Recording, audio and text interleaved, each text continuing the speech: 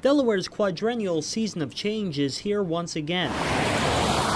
And while the slate of candidates differs with every election cycle, there's one issue that's always on the minds of voters. The jobs.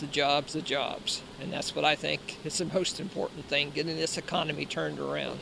I come from a conservative background, religious and everything else, but in this economy, we can't afford to vote on simply religion or abortion, non-abortion. I think the most important decision is economic, job focused. Jobs that are available for people that, where they can actually make a living and, support themselves when they get displaced, when the, economy changes. People are still concerned. They're worried about their investments, their retirement. They're worried about their children's opportunities for jobs, as well as their own jobs. Longtime University of Delaware political science professor Joe Pica has been following first state politics for more than 30 years. Delaware's changed. Even though Delaware's unemployment rate is lower than the national average, he says the local economy is going through a transition that's remaking the state and driving the issues. I think what's happened is that we're probably more of a white-collar economy than we used to be, with both of the auto industry, both of the auto plants shutting down.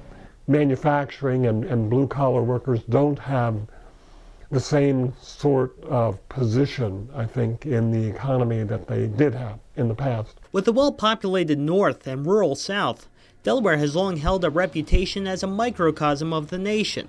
So it's not a surprise, then, that other concerns of Delawareans also echo those heard across the country. I think education remains a really hot topic, a major concern. The most important issue would be health care.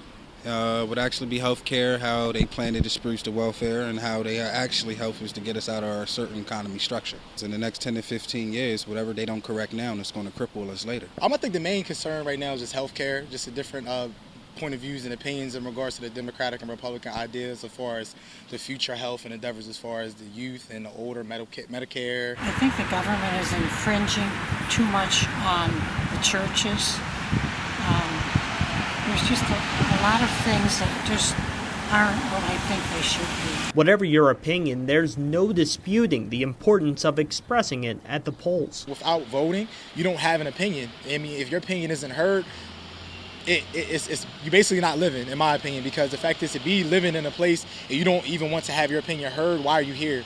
I think it's very important to vote because the next 4 years, we're either going to have same as, or we're going to have a change and try to get things turned around and moving. We are Americans, not Americans. We have freedom of speech and we have a right to vote. We have a right to at least breach our decision, even though our vote might not make the president because it's actually based off the electoral votes. We actually feel like we can make a difference. Most people say voting doesn't matter, but it does. In the overall, you just never know how it's going to turn out. It's the only way that I can do anything to change anything.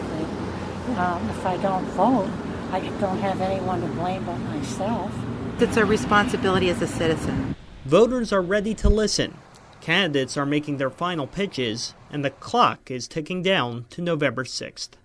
Patrick Mairs, WDDE News.